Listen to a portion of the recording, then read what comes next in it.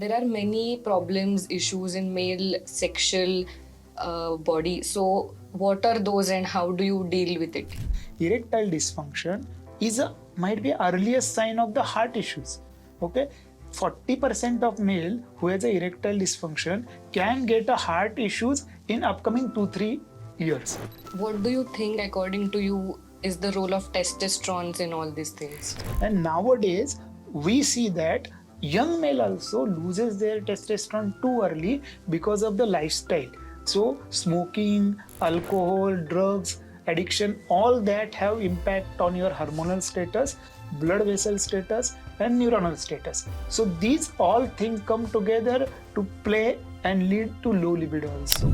Okay, so sometimes the men who are angry, like losing their memory, and sometimes their performance in office is low. After HRT, their performance in office improves, their memory improves, their relationship also improves. So is around 1 in 5, means one male in averagely 5 men is suffering with the premature ejaculation. So premature ejaculation, by definition wise, if you go, there are 2-3 definitions are there, but averagely the male do the ejaculation immediately before the climax of any partner.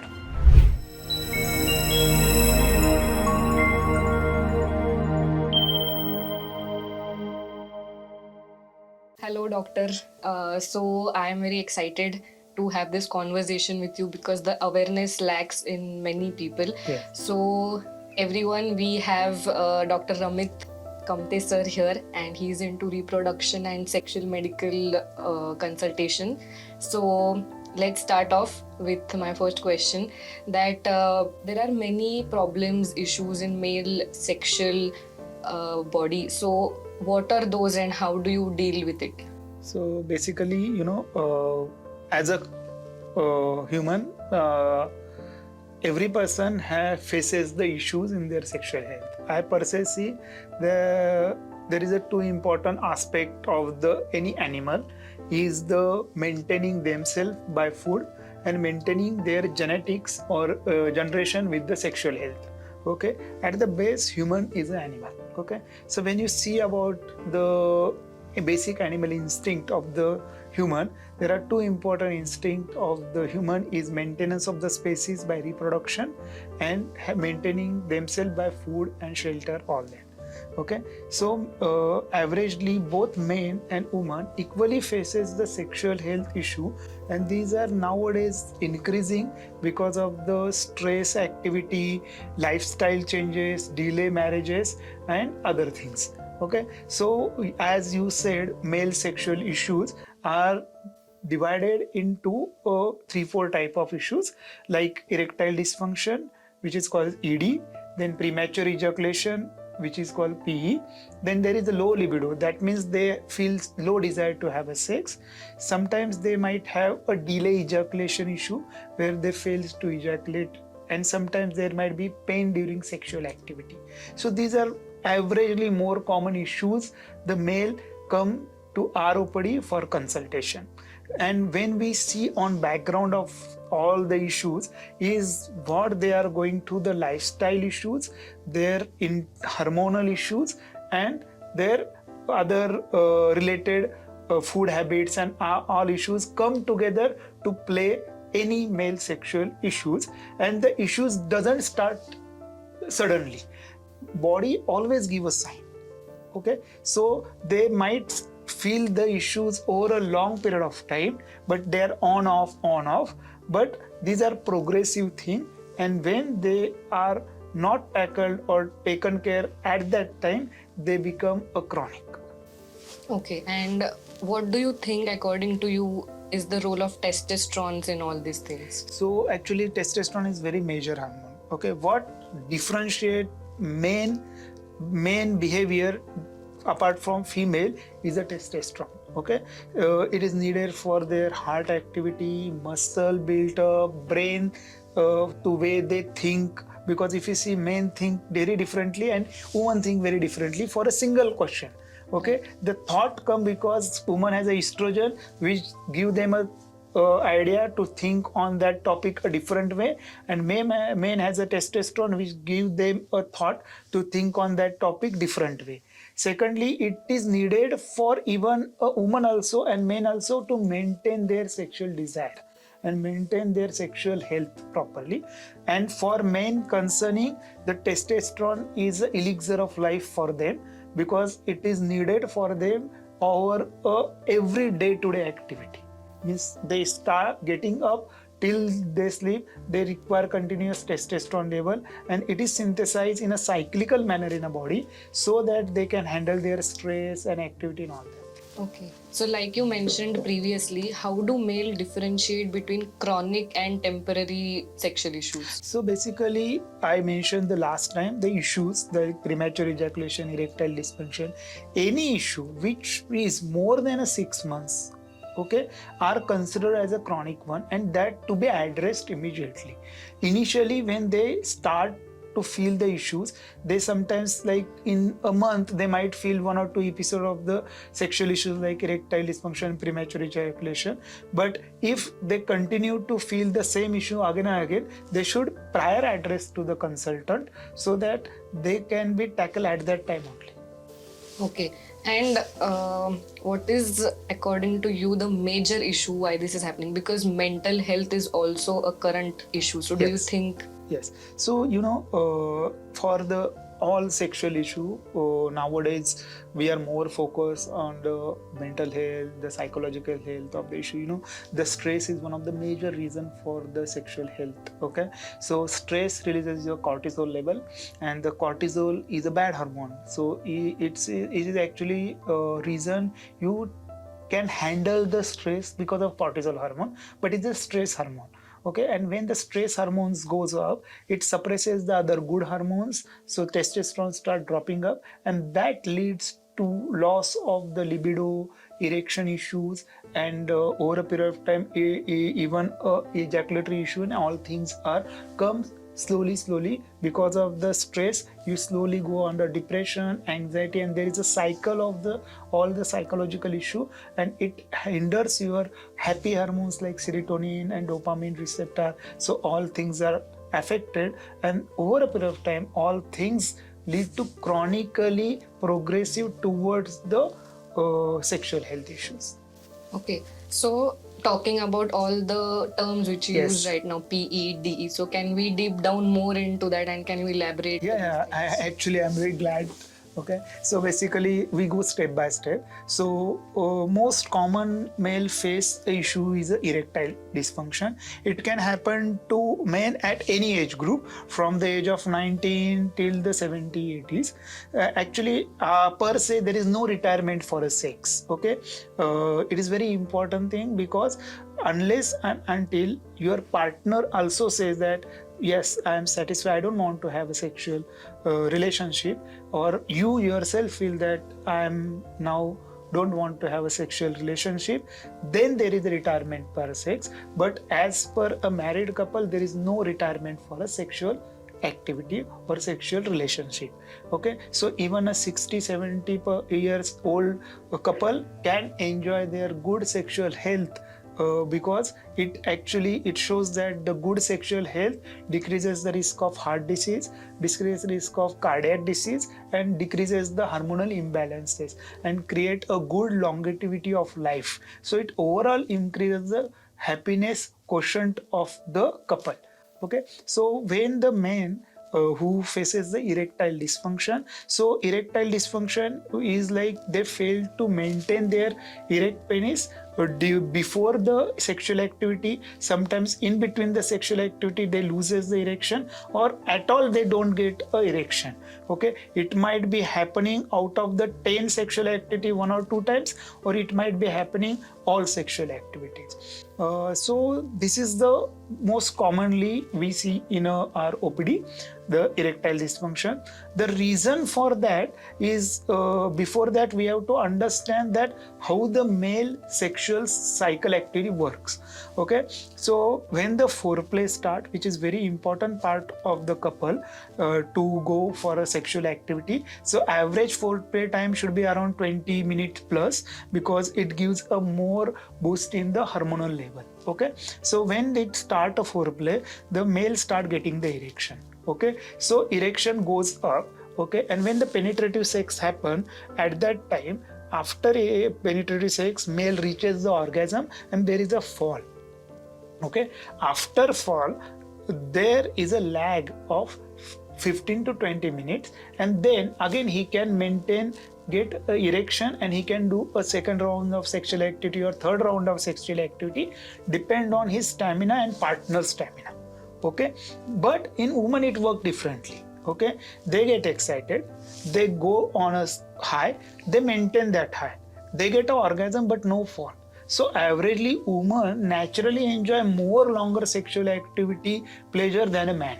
Okay, when this sexual cycle happening, the hormones in a body play a different role. So basically, when the trigger happens for the sexual activity from the brain, it is happen because of the hormonal surge which happens in a male's body, like testosterone, oxytocin, and all that hormones play a role.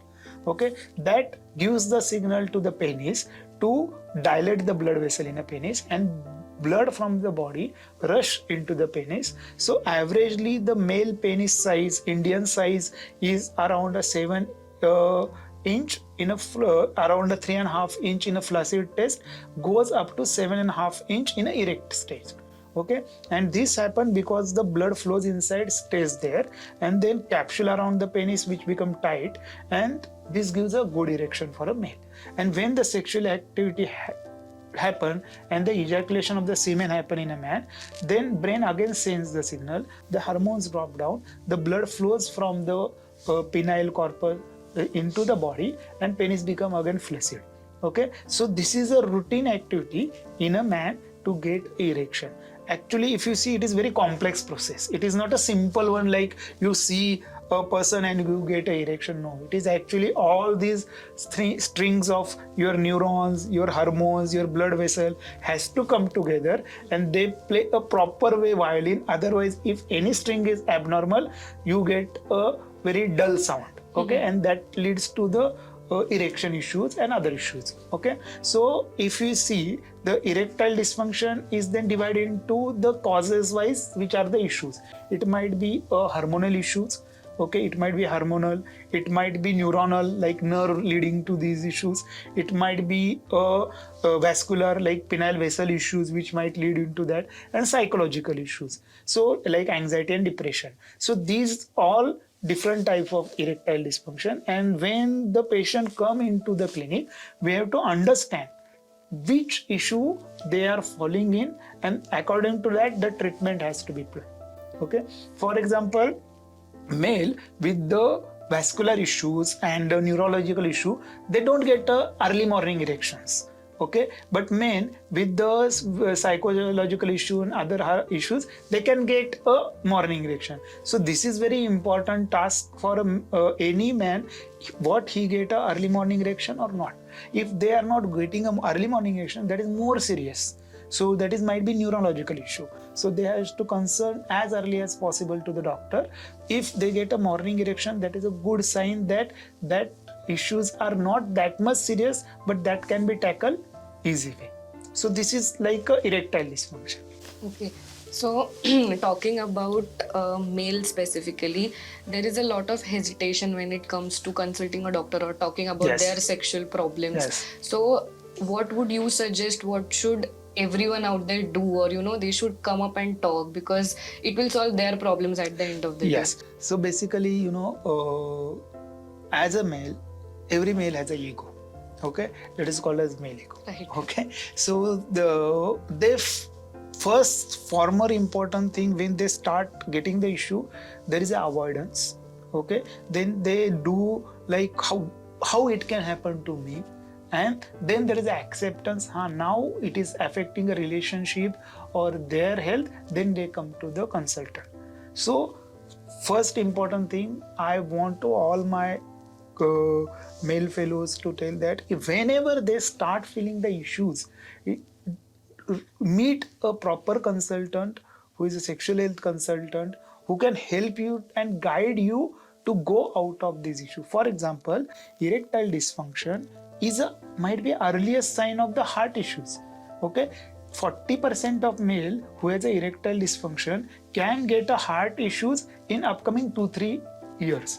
So body always give a sign before any catastrophe to happen in the future. For example, one more thing is that diabetic patient also get a erectile dysfunction might be early sign, because diabetes itself damages the blood vessel and nerve of the penis. Okay, so these things are masked under a issue. So these are those sexual health issues you might be afraid where to talk, what to do. You might go for the Ayurvedic preparation or somebody else, or you do a Babaji ki jadi booty.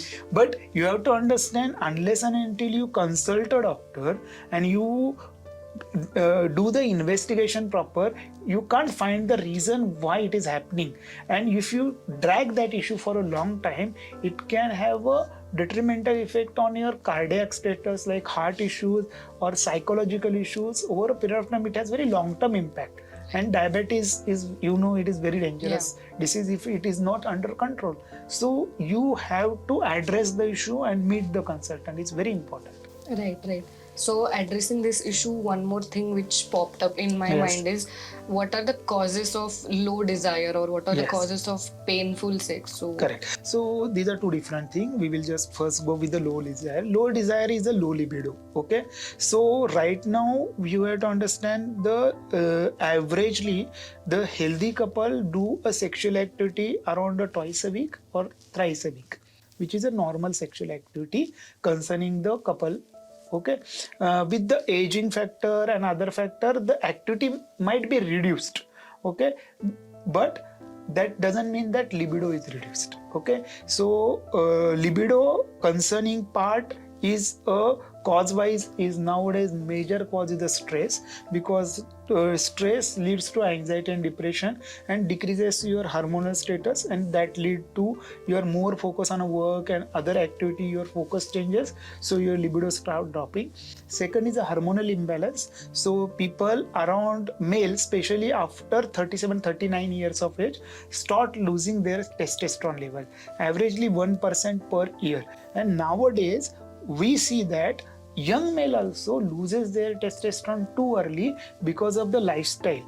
So smoking, alcohol, drugs, addiction, all that have impact on your hormonal status, blood vessel status and neuronal status. So these all things come together to play and lead to low libido also.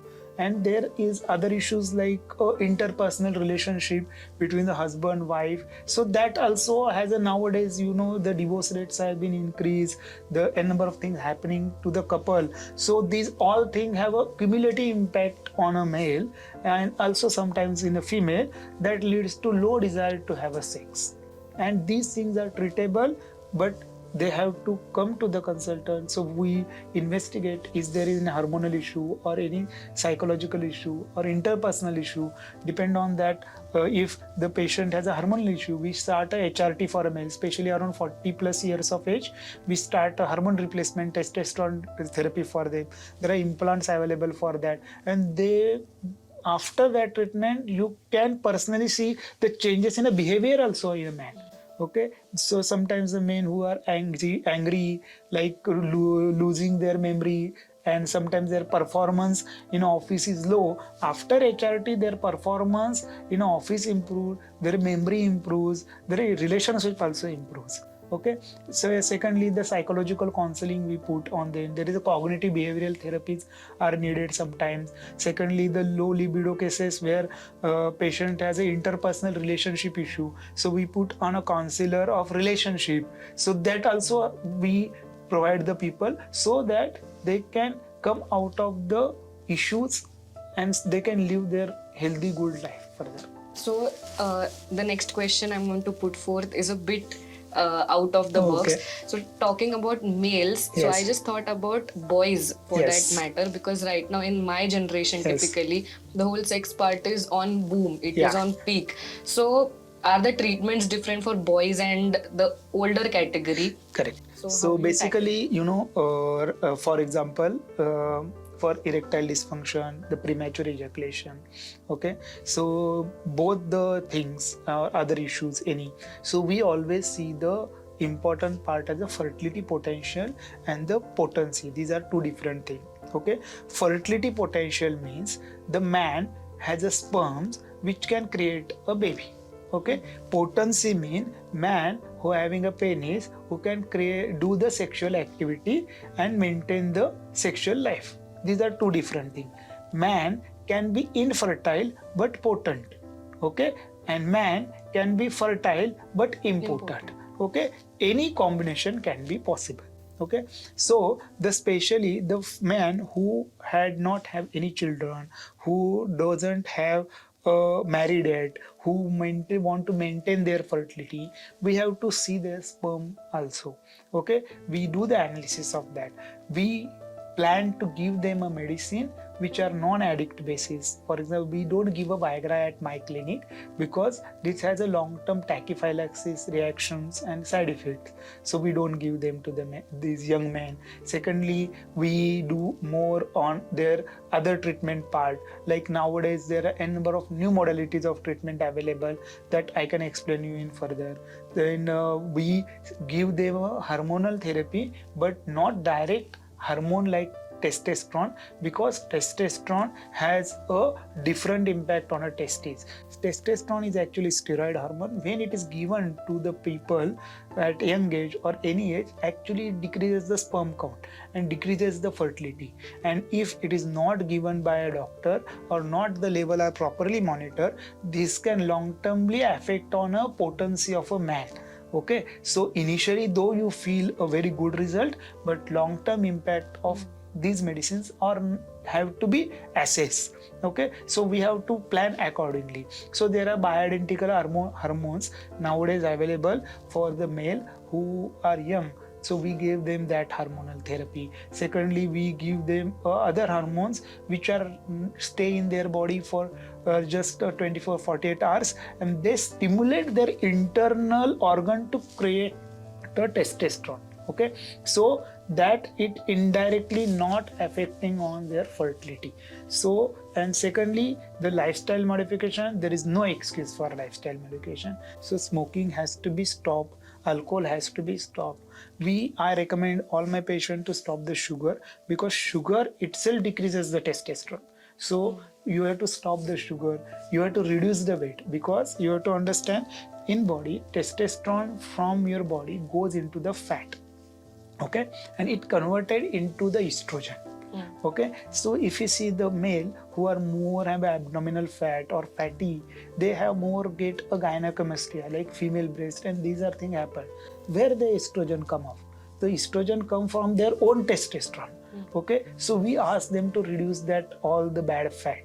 Okay, so all things has to be done, and it is like a multifactorial approach we have to give during the treatment, like lifestyle modification, habit modification, medicines, and we have given the reversal medicine, so it works as an anti-aging for your sexual health, and you can achieve your whole good sexual life with all these protocols.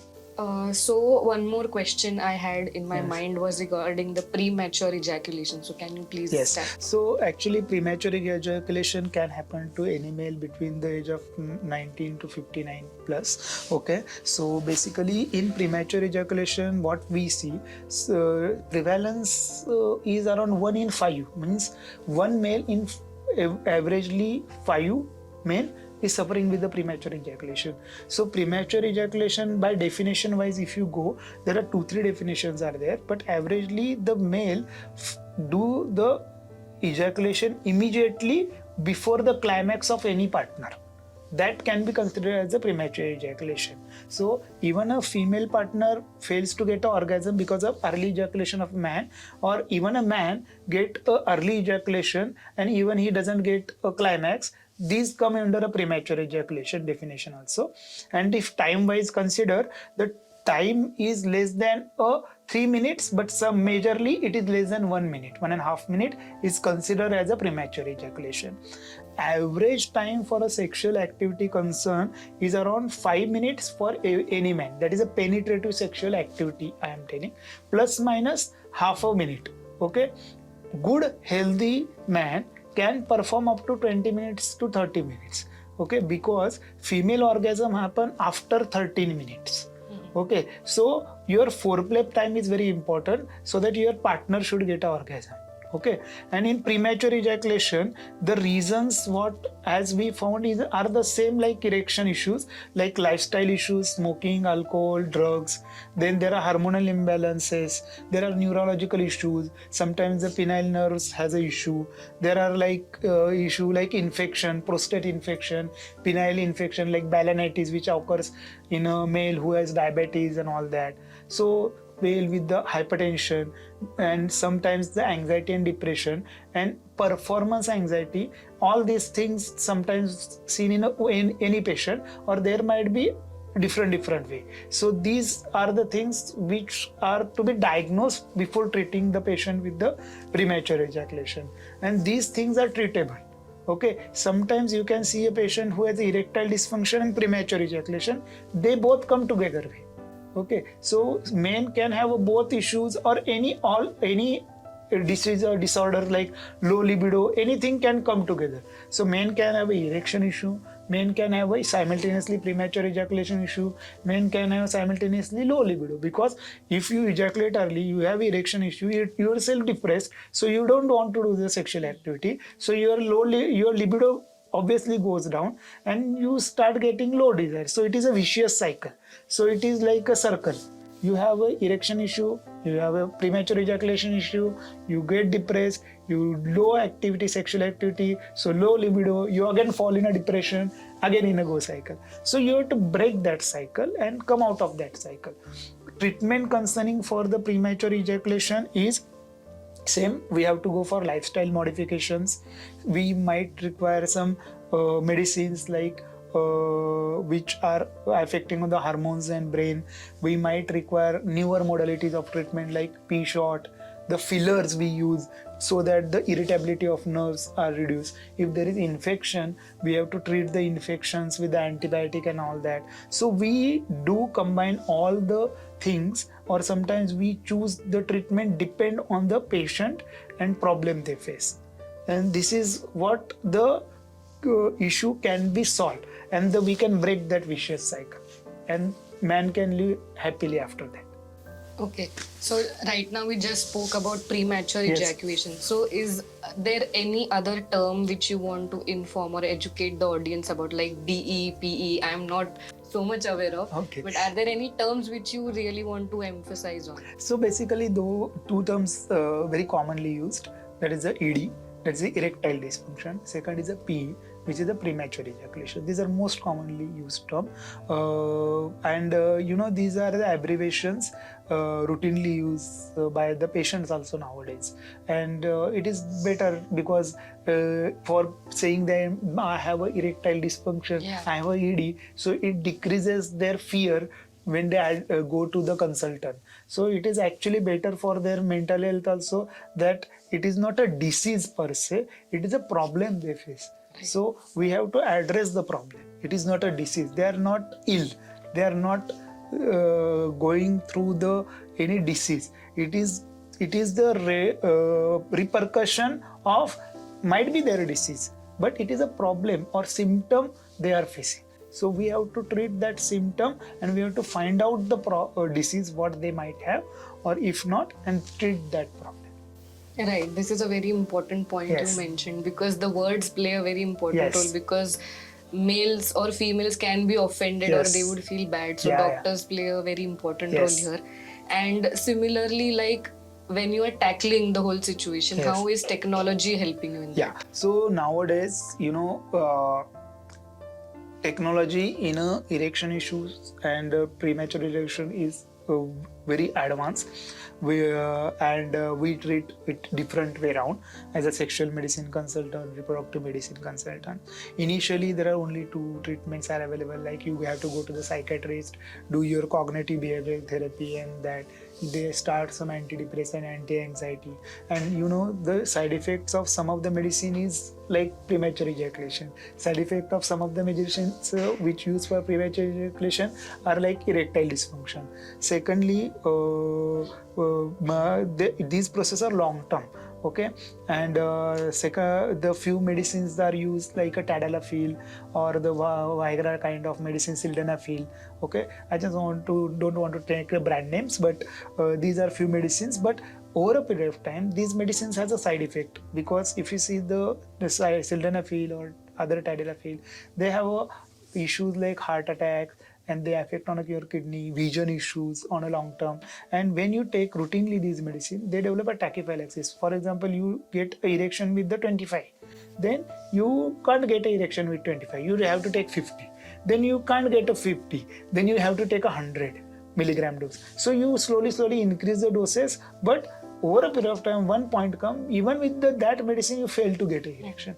So few new modalities of treatment have come, like ESWL, LILSWL, that is a low intensity extracorporeal shockwave therapy. Then P-shot is there, and one more is fillers and Botox nowadays are used for these issues. I just give a glance about these treatments, which are new advanced treatment available for patients. So basically, like as I say, that light wave extracorporeal shockwave therapy, studies have shown that when you stimulate the penis at particular frequency and particular duration at particular time, with the particular duration, then with the electromagnetic waves extracorporeal, it stimulates the neoangiogenesis, and it stimulates the stem cell in a penis and create a new blood vessel formation. As I said you, it is a blood which goes in a penis which leads to erection. So amount of formation of new blood vessel, the amount of regeneration of the new blood vessel, these all things leads to good and better erection with that treatment. Though the success rate is around 30-40%, but still it is a good treatment protocol for few patients. Secondly, the P-shot.